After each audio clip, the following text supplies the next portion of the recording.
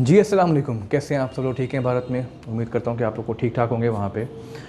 और काफ़ी दिनों से मुझे एक साहब रिक्वेस्ट कर रहे थे कि सर आप असद साहब का एक इंटरव्यू है, बड़ा हालिया इंटरव्यू है लंदन टॉप एक चैनल के ऊपर, और काफ़ी लंबा इंटरव्यू है, तो इस पर आप रिएक्शन दीजिए, क्योंकि इसमें बड़े लाइट अंदाज से उन्होंने इंटरव्यू दिया और बातें की हैं मेज़बान के साथ। तो सोचा क्यों ना डेफिनेटली उस पर मुझे व्यूज़ काफ़ी अच्छे मिले। मतलब इस पर इस वीडियो पे अराउंड 2 मिलियन के व्यूज़ हैं।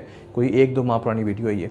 तो मैं सोचा क्यों ना देखा जाए इसको आप लोगों के साथ। लेट्स सी कि असद साहब जो है क्या कह रहे हैं इस वीडियो के अंदर, इस इंटरव्यू के अंदर, क्योंकि नॉर्मली उनको बड़ी संजीदा बातें करना सुना है मैंने।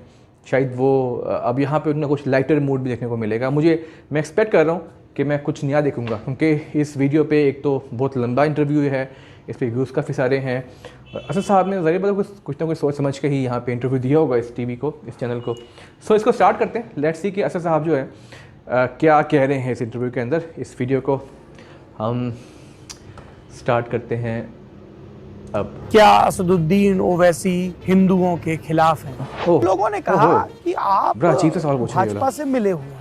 22 सितंबर 1999 को हमको पुलिस ने खूब पीटा था रोड पर, सर फोड़ दिया हमारा और गोली चलाई हम पर। अखिलेश यादव जी मुख्यमंत्री थे, आपको अनुमति नहीं मिलती थी, क्या था चक्कर? हमारा प्रोग्राम था बनारस एयरपोर्ट से जौनपुर, जौनपुर से आजमगढ़। सीआईएसएफ का ऑफिसर आके उनको बोलता है, सर आप अभी मत जाइए, ओवैसी साहब की बड़ी भीड़ है। 21 फरवरी 1990 का आपके पिताजी हैदराबाद के सांसद का एक भाषण है। इल्जाम है कि हिंदुओं के आराध्य भगवान राम के बारे में आपत्तिजनक बातें कही गई। आप नरेंद्र मोदी को बादशाह सलामत कहते हैं, कुछ बातचीत होती है? अच्छा ये बताइए, लोकसभा में आमने सामने तो पड़ जाते होंगे नहीं? क्या असदुद्दीन ओवैसी राहुल गांधी की इज्जत करते हैं? क्या आपको लगता है कि सिर्फ असदुद्दीन ओवैसी ही मुसलमानों की राजनीति कर सकते हैं? क्या आप 2 बच्चों की पॉलिसी से सहमत हैं? आपके भाई अकबरुद्दीन ओवैसी और उनका वो भाषण, आपकी क्या सलाह थी उनको कि उनको अपनी जबान से तलखी हटानी चाहिए? ये भी कहा जाता है कि ये जो आक्रामकता है, असदुद्दीन ओवैसी आक्रामकता के जरिए उन्होंने हैदराबाद के इलाके में अपना वर्चस्व कायम रखा है। जो उनका राजनीतिक विरोध करता है उसे साम दाम दंड भेद कैसे भी कुचल दिया जाता है। एक बार आपको हैदराबाद आना पड़ेगा सौरभ साहब। आपकी पार्टी का कोई यूथ विंग नहीं है? हिंदू इंडियन पॉलिटिक्स में कोई बूढ़ा ही नहीं होता, कोई बूढ़ा नहीं होता। सही है। जमघट लल्लन टॉप का वो सियासी मंच जहां सत्ता के दावेदारों से सवाल किए जाते हैं। जमघट के आज के अंक के हमारे मेहमान हैं हैदराबाद से सांसद और AIMIM यानी ऑल इंडिया मजलिस-ए-इत्तेहादुल मुस्लिमीन पार्टी के राष्ट्रीय अध्यक्ष असदुद्दीन ओवैसी।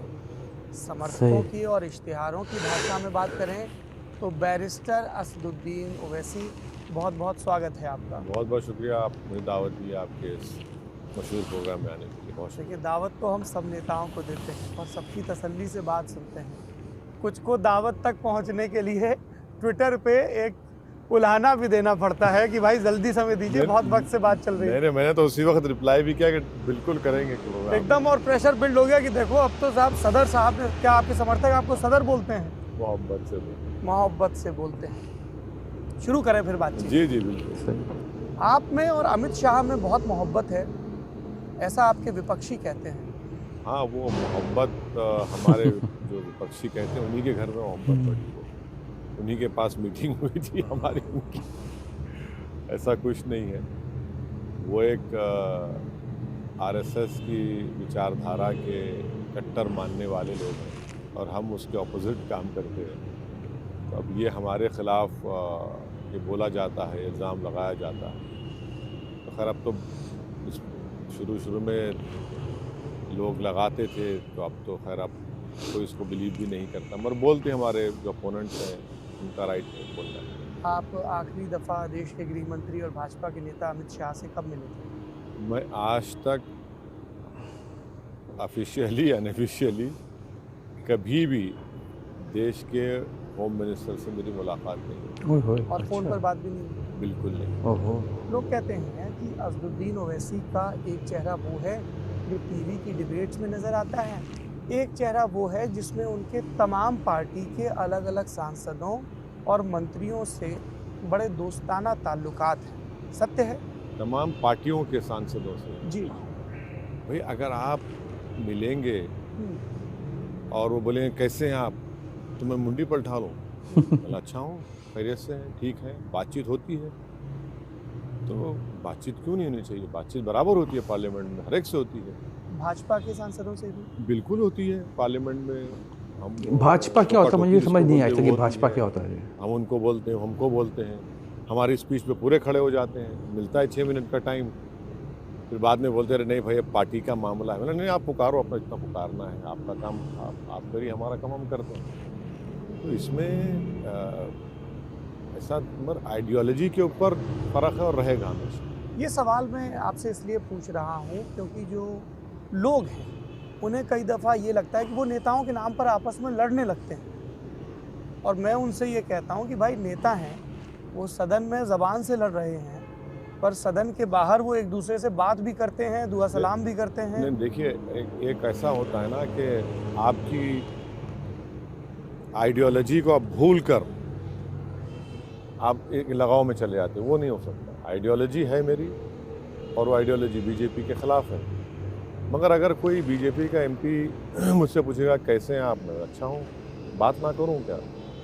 मगर हम पार्लियामेंट में खड़े रह के सरकार के ख़िलाफ़ बोलते हैं और बोलना भी चाहिए, इसकी कोई बुरी बात नहीं। तो ये तय है कि AIMIM के सुप्रीमो असदुद्दीन ओवैसी बीजेपी के खिलाफ हैं, बाकी जो अपोजिशन की पॉलिटिकल पार्टीज़ हैं उनसे उन्हें कोई दुराव नहीं है। फिर बाकी जो अपोजिशन पार्टीज़ के एमपी हैं वो भी हमसे मिलते हैं। नहीं, मैं पार्टी के लेवल पर और आइडियोलॉजी के लेवल पर बात कर रहा हूँ। नहीं, देखिए, जहाँ तक बीजेपी का सवाल है, उनकी क्लियर कट आइडियोलॉजी हिंदुत्व की, जी, जो हम कभी भी उसकी तायद कर ही नहीं सकते इंशाल्लाह। अब जो दूसरे अपोजिशन पार्टीज़ हैं, जैसा कि कांग्रेस है और TMC है, RJD है, ये तो हमारी मुखालिफत बीजेपी के बराबर हमसे करते हैं, तो हम भी उनकी मुखालिफत करते हैं, अपोज करते हैं। तो बोले ठीक है, हम भी आपको अपोज करते हैं। तो अब इसमें मैंने उनको रोक नहीं सकता ना उनको। अब जैसा कि मिसाल के तौर पर पार्लियामेंट में 2019 में अमित शाह ने अनलॉफुल एक्टिविटीज़ प्रिवेंशन एक्ट का एक बिल लेकर आया, अमेंडमेंट आया, UAP, जिसमें ये अमेंडमेंट था कि दिल्ली में एक NIA का इंस्पेक्टर बैठकर देश के किसी कोने में किसी को भी टेररिस्ट घोषित कर देगा बगैर कोर्ट के कन्विक्शन के। हमने उसकी मुखालिफत की, डिवीज़न पूछा, डिवीज़न दिए, अमेंडमेंट दिए। कौन तायद किया उसकी? समाजवादी और कांग्रेस।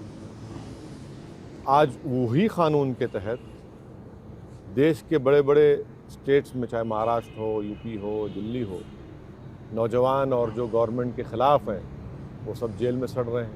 अच्छा, और एक बात, हम UPA की तायद कर रहे थे, जब UPA में थे, चिदम्बरम यही बिल लाए थे, उस वक्त भी मैं UPA में रहते हुए उसकी मुखालिफत किया, उस कोर्ट के ख़िलाफ़ बिल दिया। UPA में था मैं, मगर इस बिल पर हमने अपोज किया। तो अब ये हमको समझ में नहीं आता कि फिर ये आप के ताल्लुक़ से, हमारे ताल्लुक़ से जो सवाल उठता है, जी भाई जहाँ पर मामला आता है बताने का, आप नहीं बता पाते।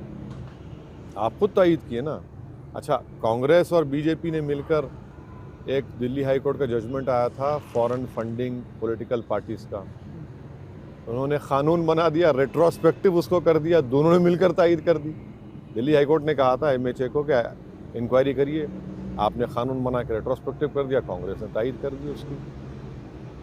ये हमको समझ में नहीं आता, ये क्या है? तन डोले मेरा मन डोले, उनके साथ चलते रहता है।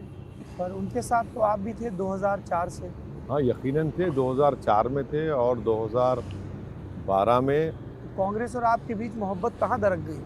ये मैं जब MLA था, जी, चार मीनार से थे पहली दफ़ा? चार मीनार से मिले था, तो उस वक्त NT रामाराव मुख्यमंत्री थे 1994 की बात। 94 में। फिर उसके बाद उनकी पार्टी में चेंज आया, चंद्रबाबू नायडू बने। 98 में चंद्रबाबू नायडू ने बीजेपी की तायद की, जी, तो हम उनके ख़िलाफ़ हुए। 99 में फिर हम दोबारा MLA चार मीनार के अवाम ने हमको मुंतखब किया, जिताया। तो उस वक्त राजशेखर रेड्डी लीडर अपोजिशन बनकर आए कांग्रेस के लिए। तो हमारे वालिद मरहूम का और पार्टी के ज़िम्मेदारों ने राजशेखर रेड्डी से एक लगाव था, तो हम उनके साथ असम्बली में TDP की मुखालिफत करते थे। फिर TDP को 2004 में सत्ता ख़त्म हुई। फिर उन्होंने एक प्रोग्राम बनाया कि माइनॉरिटीज़ उस वक्त के आंध्र प्रदेश में क्या करना चाहिए माइनॉरिटीज़ के लिए। तो हमने कहा कि सर रिजर्वेशन दिया जाए, 5% रिजर्वेशन, और बहुत से स्कीम थे। फिर उसके बाद राजशेखर रेड्डी थे, तो उनसे हमारी एक एक एक रिलेशनशिप बोलिए पैदा हो चुकी थी, क्योंकि वो बड़े जो हम बोलते थे पॉजिटिव चीज़ों को एक्सेप्ट करते थे। फिर उनका इंतकाल हो गया एक्सीडेंट में।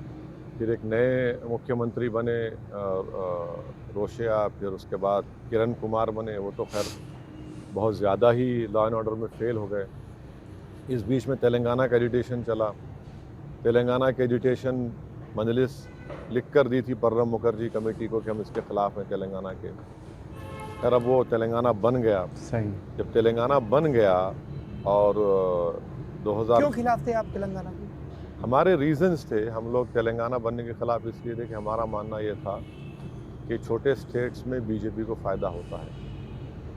और पर वो स्टेट बनने या ना बनने की इकलौती वजह नहीं हो सकती ना कि आपकी नहीं, एक नहीं, राजनीतिक मुखालफत। नहीं, कई रीजंस थे, हमने बना जी। कर दिए थे।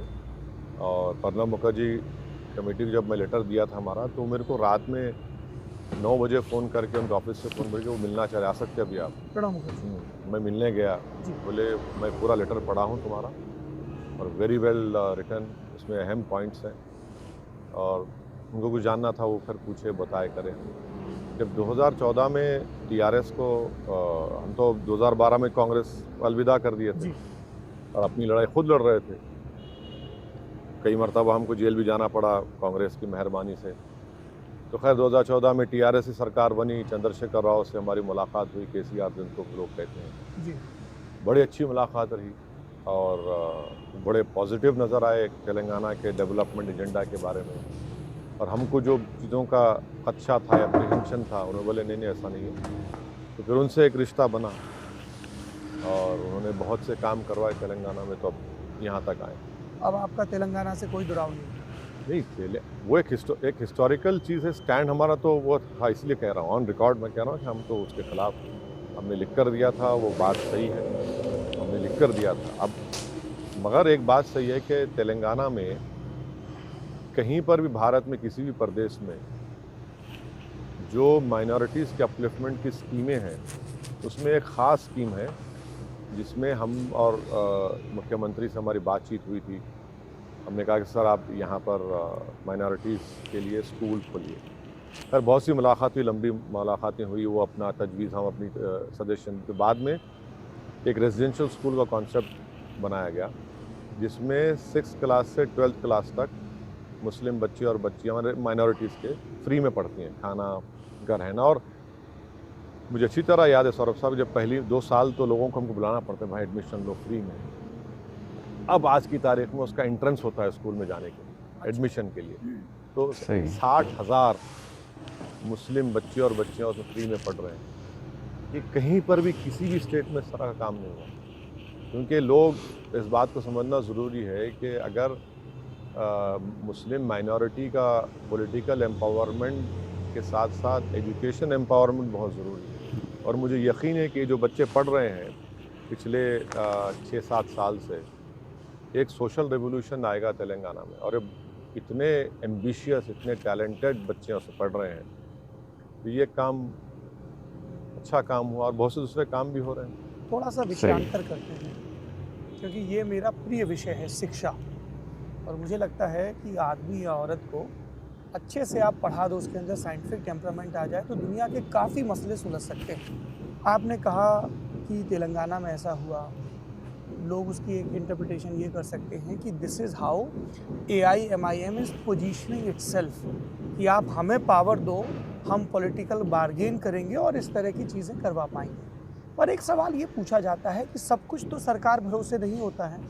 तो जो मुस्लिम समाज है उसमें शिक्षा को लेके, मॉडर्न एजुकेशन को लेके, लड़कियों की एजुकेशन को लेके उस तरह के बड़े रिफॉर्मिस्ट मूवमेंट क्यों नहीं चल रहे हैं? ऐसा तो नहीं है कि मुस्लिम समाज में बड़े उद्योगपति नहीं हैं, बड़े कारोबारी नहीं हैं? नहीं, ये आपका सवाल मैं एग्री नहीं करता हूँ जी। 2014 अक्टूबर में जब मोदी सरकार आ गई थी, तो एक कुंडू कमेटी, प्रोफेसर कुंडू साहब ने एक रिपोर्ट पेश की जी। नजमा हेपतुल्ला मैडम को, जब वो माइनॉरिटी मिनिस्टर थी। जी। उसमें अगर आप जाकर देखेंगे तो वो बनाई गई थी मुसलमानों के अपलिफ्टमेंट के लिए क्या क्या करना चाहिए और क्या क्या खराबियां हैं, जिसमें उन्होंने रीजंस लिखे मुसलमान बच्चों के तालीम से दूर होने के।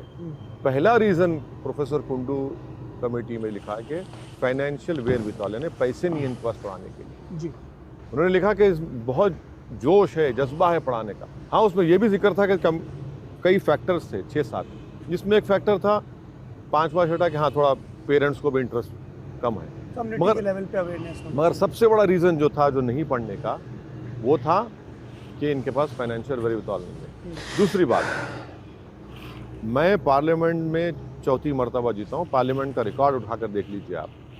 मैं कंसिस्टेंटली इस बात का डिमांड कर रहा हूँ कि जो माइनॉरिटी स्कॉलरशिप स्कीम्स हैं, जिसमें pre matric, post matric, merit cum means हैं, ये 3 बड़े हैं, हम हमेशा ये मुतालबा कर रहे हैं कि डिमांड करें कि इसको आप डिमांड ड्रिवन करिए। इसका मतलब है कि आप क्या कर रहे हैं कि भाई 100 प्री मैट्रिक, 150 पोस्ट मैट्रिक और 200 दूसरा स्कॉलरशिप, तीसरी स्कॉलरशिप, मेरिट कम मीन्स। हम ये कह रहे हैं कि आप गलत कर रहे हैं। मैं स्टैंडिंग कमेटी का मेंबर था, इसलिए कह रहा हूँ आपको। मेरे हमने इसको इनकॉर्पोरेट किया रिपोर्ट में। हमने माइनॉरिटी मिनिस्ट्री से पूछा कि आपके पास आते एप्लीकेशंस कितने हैं। आपको जानकर हैरत होगी कि एक स्कॉलरशिप के ऊपर मुसलमान बच्चे 19 लोग अप्लाई करते एक स्कॉलरशिप के लिए। ये डिमांड ड्रिवन नहीं होने की वजह से हर साल कम से कम 50 से 55 लाख मुसलमान बच्चे और बच्चियां इन तीनों स्कॉलरशिप से महरूम हो जाते। नहीं, अगर डिमांड ड्रिवन करेंगे तो सिर्फ 2000 करोड़ का सरकार पे बोझ है, ये बड़ा कुछ भी नहीं है। उस स्टैंडिंग कमेटी की रिपोर्ट में मैंने रिकमेंडेशन ये लिखा है हमने। आप नहीं करना चाहते, आप तो सब बोलते हैं। अच्छा, तीसरी बात, मदरसा मॉडर्नाइजेशन स्कीम है सरकार के पास। अब वो मिनिस्ट्री ऑफ माइनॉरिटी वेलफेयर में आ गया कि हर मदरसे में हिंदी पढ़ाया जाएगा, मैथ, साइंस पढ़ाया जाएगा, इस्लामी तालीम से हटकर। आपको जानकर तकलीफ होगी कि 5 साल से तनख्वाह नहीं दी गई उन टीचर्स की जिसको हायर किया गया था मैथ, साइंस, हिंदी पढ़ाने के लिए। पिछले विंटर सेशन मेरा क्वेश्चन लगा मुख्तार अब्बास नकवी को, हम पूछे भाई क्यों नहीं, उन्होंने ऑन रिकॉर्ड एक्सेप्ट किया कि हाँ हमको 50 लाख टीचरों को 5000 करोड़ करीब देना है। हैरत की बात यह है कि उत्तर प्रदेश में उसमें स्टेट का शेयर होता है, 4 साल से शेयर नहीं देती है योगी सरकार उसमें। और ये बैकअप मैं आपको करूंगा, पार्लियामेंट का रिकॉर्ड है। और एक स्टोरी की गई थी, एक जर्नलिस्ट थी बड़ी बहादुर, किस्मत आरा, वायर में किया था जी। हमने क्वेश्चन डाला और उसके पार्लियामेंट में एश्योरेंस देने के बाद भी आज की तारीख में भी ना स्टेट गवर्नमेंट अपना शेयर देती है, ना सेंट्रल गवर्नमेंट ने अब तक उनको दिया। तो ये बात कहना गलत है कि मुसलमान पढ़ना नहीं चाहता, रिफॉर्मर्स ने पढ़ना चाहता है। आप स्कूल खोलिए। इसीलिए जो पहली रिपोर्ट आई थी नेशनल एजुकेशन पॉलिसी की, उसमें उन्होंने लिखा था कि जैसा स्पेशल इकोनॉमिक जोन्स हैं वैसे मुस्लिम बाहुल इलाकों में एजुकेशन जोन्स कायम किए जाएं। करिए ना आप, कौन रोक रहा आपको? और करेंगे तो आपका सपोर्ट रहेगा। अरे बिल्कुल भाई, मेरा क्या, कम्युनिटी का सपोर्ट रहेगा, जाके पढ़ेंगे। अच्छा, आपने इस जवाब के जिक्र में मदरसों की बात कही। मदरसों को लेके बहुत सोशल मीडिया पर उससे इतर भी बात होती है, धार्मिक शिक्षा होनी चाहिए, नहीं होनी चाहिए, मदरसों को लेकर और भी कई बातें कही जाती हैं। मुझे याद आ रहा है, मैं 2018 में कैराना बाई इलेक्शन में गया। मैं एक व्यक्ति से मिला, वो लोहा पीटने का काम करते थे, मुस्लिम व्यक्ति थे। उनसे बात करने लगा, बताया कि इतना पैसा मिल जाता है, पहले जीविका ऐसी थी अब ऐसी है, 3-4 बच्चे पढ़ने कहाँ जाते हैं। तो उन्होंने जो बात कही वो मुझे देखिए अभी भी याद है, और ये मैं लिख के नहीं लाया हूँ, कि लड़कियों को तो भेजते नहीं हैं पर लड़कों को मदरसे में भेजते हैं। ये इस पर कैसे काम होना चाहिए कि लोग धार्मिक शिक्षा के बजाय जो शिक्षा उनको रोजगार दिला पाए उस पर ज़्यादा करें। और ये मदरसा मॉडर्नाइजेशन को लेकर जो बड़े कॉन्ट्रेरी व्यू होते हैं, उस पर आपका क्या कहना है? नहीं, मदरसा मॉडर्नाइजेशन की स्कीम तो है, कई सालों से चल रही है, लोग उससे फ़ायदा भी उठा रहे हैं। किसी को उसका डिफरिंग व्यू हो सकता है, मेरा भी हो सकता है, मगर जब स्कीम है गवर्नमेंट की तो मेरा काम बहैसियत एमपी है कि उस स्कीम का इम्प्लीमेंटेशन दोबारा नहीं हो रहा, वो नहीं हो रहा है। और अगर बजट नहीं है तो खत्म कर दें स्कीम। नहीं, क्यों खत्म करेंगे? अगर बजट नहीं भाई दे रहे नहीं, नहीं, जब आप पार्लियामेंट में मेरा बजट सैंक्शन हो रहा है जी। तो बजट देना पड़ेगा ना आपको, वरना पार्लियामेंट की सैंक्टिटी, पार्लियामेंट की अहमियत क्या रहेगी? बिल्कुल। अच्छा, रहा सवाल मदरसे का, सच्चर कमेटी ने ये कहा कि सिर्फ 2% मुसलमानों के बच्चे मदरसों में पढ़ते हैं। क्यों पढ़ते हैं? क्योंकि उनको कुछ सिखाना है ना। अगर वो मदरसा जाएगा तो कुछ तो लिटरेट तो हो जाएगा। सबसे ज्यादा गरीब तबका है वही 2% है, सिर्फ 2%। आप मदरसा खोलिए, आप स्कूल खोल दीजिए, स्कूल को भी जाएंगे। मदरसा इसलिए ज़रूरी है कि इस्लाम की कुरान और सुन्नत और उसका जूरिस्प्रूडेंस, फ़िक़्ह जिसको बोलते हैं, उसकी तालीमात तो ज़रूरी है। लोग जाते हैं, रिलीजन के टीचिंग्स हैं, उसको रहना चाहिए। उसमें कोई किसी पर जोर दें सवाल ज़बरदस्ती। ये उठेगा कि क्या ये सरकार की जिम्मेदारी है कि वो रिलीजियस ना, देखिए एक स्कीम तो शुरू हो चुकी है ना, और ये सरकार भी कंटिन्यू कर रही है इसको, ये सरकार भी कंटिन्यू कर रही है। लड़कियों की शिक्षा को लेकर नहीं, लड़कियों की शिक्षा के लिए आप स्कूल खोल दीजिए। अच्छा, इसमें आपको और एग्जांपल देता हूँ। हमारी स्टैंडिंग कमेटी की रिपोर्ट में MSDP प्रोग्राम है जी।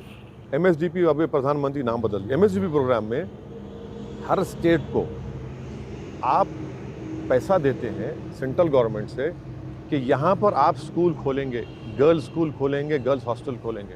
70% के अबाव स्टेट्स ने कहाँ पर माइनॉरिटी के स्कूल खोलते हैं? जहाँ पर आप आइडेंटिफाई किए ये माइनॉरिटी कॉन्सेंट्रेशन डिस्ट्रिक्ट है, ये MSD ताल्लुका है, आप वहाँ नहीं खोलते, दूसरी जगह खोलते, तो कहाँ जाएंगे फिर आप?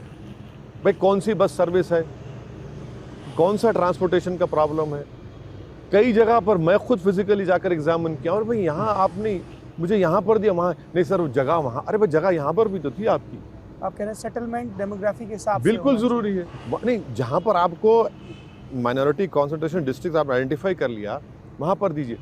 अच्छा सौरभ साहब, और एक बात देख लीजिए, भारत सरकार, मोदी सरकार ने एस्पिरेशनल डिस्ट्रिक्ट बनाए। आपको मालूम नंबर 1 बैकवर्ड डिस्ट्रिक्ट कौन सा है? बिहार, मेवात। सॉरी मेवात। अच्छा, दिल्ली मैंने के पास। कैपिटल से लगा हुआ 40 किलोमीटर पर। भाई किसने रोका उसको डेवलपमेंट नहीं करने के लिए? वहाँ मुसलमान अच्छा काम करने से कोई रोकता है क्या, बताइए आप? भाई आपने क्यों नहीं खोला वहाँ पर स्कूल, क्यों नहीं कॉलेज खोला, क्यों नहीं उनको सब चीज़ें दी? और उन एस्पिरेशनल डिस्ट्रिक्ट्स में आप देखेंगे टॉप 10 में तो 6-7 तो मुस्लिम बाहुल डिस्ट्रिक्ट्स हैं पूरे। आप क्यों नहीं करना चाहते? यही तो हम बता रहे हैं। क्या वजह लगती है आप? नहीं, डिस्क्रिमिनेशन है साफ साफ। और इससे पहले की सरकारों में बिल्कुल था। तो ये बीमारी तो शुरू से चल रही है ना, 1947 से। 1947 से नहीं, बल्कि हो सकता है कि थोड़ा टाइम लगा होगा ये कैंसर फैलने के लिए। अब कैंसर तो हर तरफ फैल चुका है, जहर। क्या है ये कैंसर? ये कैंसर डिस्क्रिमिनेशन का है। पर कैसे जो देश के कैपिटल से 40 किलोमीटर पर मेवात है, वो कैसे बैकवर्ड डिस्ट्रिक्ट हो सकता है? मैं समझ नहीं आता आज तक, कैसे बैकवर्ड डिस्ट्रिक्ट हो सकता है? देखिए, आप थोड़ा हिस्ट्री में चले गए। मेरे सामने एक हिस्ट्री का सवाल है। गाजियाबाद के लोनी में आप पिछले दिनों एक सभा करने गए थे। नहीं, सभा नहीं, सभा का तो वर्चुअल किए थे जी। आपने कहा गोडसे देश का पहला आतंकवादी था। तो कुछ लोगों ने पूछा कि गोडसे पहला आतंकवादी था या रजाकार कासिम रिजवी पहला आतंकवादी था। वो शायद आपके पार्टी की हिस्ट्री पे जा रहे थे, थोड़ा आप इस पर बात करना चाहेंगे? देखिए, जहाँ तक रजाकार थे जी, वो पाकिस्तान चले गए। जो वफादार थे सौरभ गुप्ता के सामने बैठे हैं, रजाकार चले गए, पाकिस्तान चले गए। उससे मेरा क्या लेना देना? मेरा उनसे कोई ताल्लुक ही नहीं है। मैंने ऑन रिकॉर्ड कई मर्तबा कहा जी। और दूसरी बात, गांधी को जिसने मारा उसको टेररिस्ट कहेंगे ना? बिल्कुल। उसको तो अब दूसरे लोग हैं। नहीं, कोई किंतु परंतु नहीं है उसमें। गोडसे और आप्टे और जो भी थे ग्रुप को तो फांसी तो मिल गई, मगर उनकी नाजायज जानशीन औलाद जो आज भी बरकरार है भारत में, आज भी उनको हीरो मानते हैं।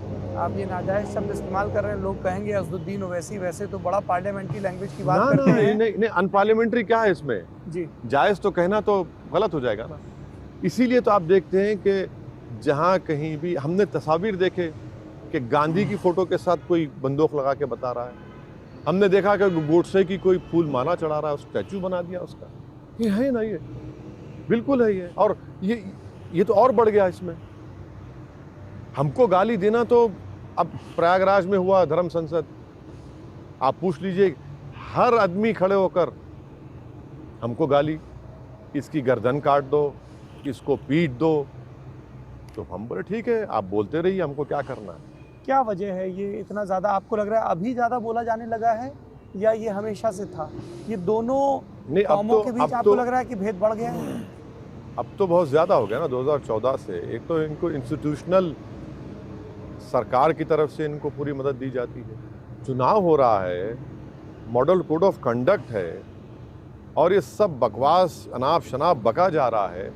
और फिर वो सब के सब कहते हैं कि योगी को वोट दो। कोड ऑफ कंडक्ट लागू ही नहीं होता क्या उनके ऊपर? अगर आप वोट देने की बात करें तो मॉडल कोड ऑफ कंडक्ट गिरना चाहिए उनके ऊपर, उनको अरेस्ट होना चाहिए, उन पर 153 धारा लगनी चाहिए, 295 आईपीसी लगना चाहिए उनके ऊपर। क्यों नहीं लग रहा है?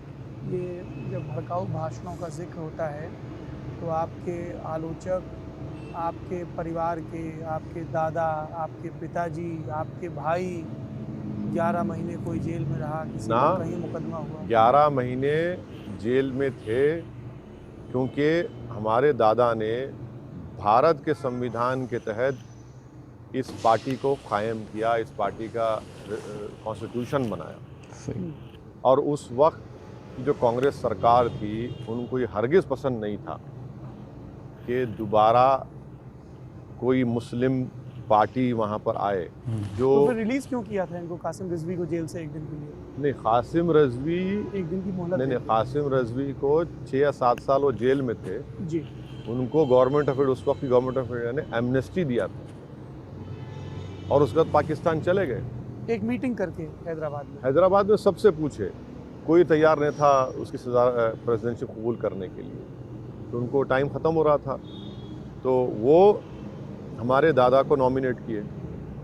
हमारे दादा ने कहा, अब्दुल वाहिद ओवैसी उनका नाम, तो उन्होंने कहा कि मैं इस पार्टी का संविधान भारत के संविधान तहत करूँगा। और रज़वी साहब कुछ नहीं बोले, कासिम रज़वी बोले नहीं, अगर पॉलिटिकल स्ट्रगल होगी तो भारत के संविधान के तहत होगा, क्योंकि वो अपने वक्त के अच्छे लॉयर थे। उन्होंने कॉन्स्टिट्यूशन चेंज किया, पार्टी का नाम चेंज किया। ये लोग जानते ही नहीं इन चीज़ों को। ऑल इंडिया जोड़ा नहीं, पार्टी का नाम भी मजलिस इत्तेहाद मुस्लिमीन नहीं था, क्या नाम था? दूसरा नाम था, कुछ बहुत से नाम थे। उसको ये किया। अब ये बताइए इसमें क्या गुनाह है भाई? अगर मैं भारत के संविधान में भरोसा दिला रहा हूँ, जमहूरियत को, लोकशाही को मजबूत कर रहा हूँ जी। आप रजाकार की बात में, रजाकार तो चले गए पाकिस्तान को। आपको लगता है कि बार बार ये जो आपकी पार्टी का इतिहास है उसकी जो प्रस्तावना है कि पहले रजाकार थे, उन्होंने विरोध किया, हिंसा हुई, ऑपरेशन पोलो हुआ, इसको बार बार इसका जिक्र क्यों किया जाता है? मैं आपको एक बताता हूँ जी। आप नेहरू लाइब्रेरी में जाकर या कोई मेंबर है उनसे बोलिए कि पंडित सुंदरलाल कमेटी की रिपोर्ट मुझे चाहिए। मैं कभी हमेशा जब कहता हूँ तो ये बात करते हैं ना, उनकी ज़बानें बंद हो जाती हैं। पंडित सुंदरलाल और खाजी अब्दुल गफ्फार कमेटी की रिपोर्ट पढ़ लीजिए। क्या वायलेंस हुआ, किस पर हुआ, कैसे हुआ, क्या हुआ।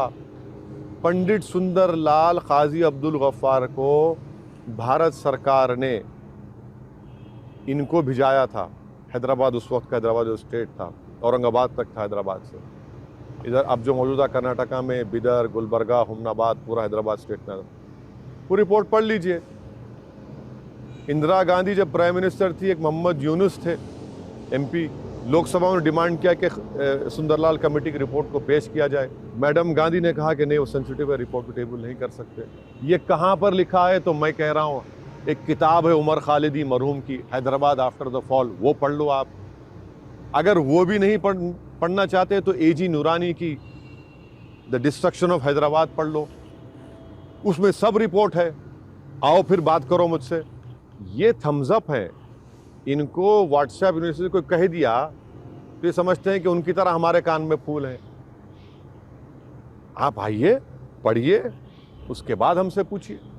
सुंदरलाल कमेटी की रिपोर्ट हाँ लीक हुई, आज तक ऑफिशियली रिलीज नहीं की गई, अलग अलग सेक्शन उसके लीक हुए। नहीं, मैं नेहरू मेमोरियल का मेंबर हूँ, जी मैंने रिपोर्ट निकाली, मुझे मिल रही रिपोर्ट, लीक की क्या जरूरत है?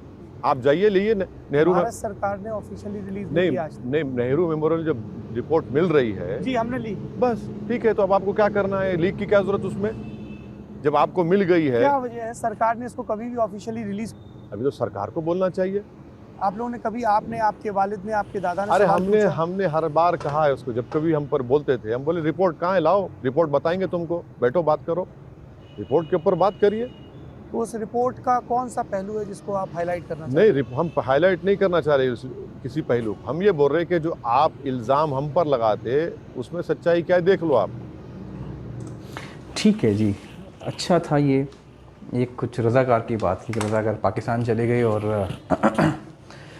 वफ़ादार यहाँ पर आ गए। ठीक है, इनका एक पॉइंट ऑफ व्यू है, लेकिन मुझे अच्छा लगा देख के, सुन के इनको।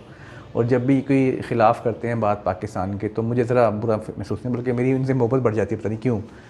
क्योंकि मुझे कहीं ना कहीं लगता है कि अंदर से कहीं से ये पाकिस्तान से कहीं ना कहीं इनका एक कनेक्शन तो होगा ही, अगर ये ना भी कह रहे हो, लेकिन बहरहाल कहीं ना कहीं ये उनके लिए अच्छा तो सोचते होंगे कहीं ना कहीं, लेकिन चूँकि इस बात को एक्सप्रेस नहीं कर सकते, क्योंकि अगर एक्सप्रेस कर देंगे तो इनके लिए बड़े मसाइल पैदा हो सकते हैं।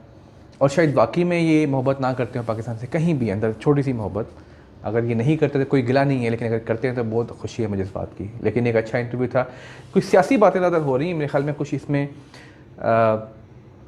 कुछ सियासी मुद्दों में बात हुई, अच्छा लगा, इनको बड़े लाइट मूड में हैं और वैसे ही हैं जैसे हमेशा हर इंटरव्यू में होते हैं, धीमे हैं इंटरव्यूज़ में, लेकिन स्पीचेस में ज़रा कड़क होते हैं। लेकिन मुझे देख के अच्छा लगा लंदन टॉप पे, और जो इस पर मेज़बान थे वो बहुत ही अच्छे थे वो भी, और दोनों तरफ से अच्छे सवाल जवाब हो रहे हैं, बहुत अच्छा लगा देख के इसको लंदन टॉप पे। और इंशाल्लाह अब यूपी इलेक्शंस का रिज़ल्ट करीब है, तो उस पर इंशाल्लाह मैं मज़ीद रिएक्शन देता रहूँगा कि वीडियोज़ पे और अकबर साहब की वीडियोज़ पे इंशाल्लाह। बहुत शुक्रिया, अल्लाह हाफ़िज़।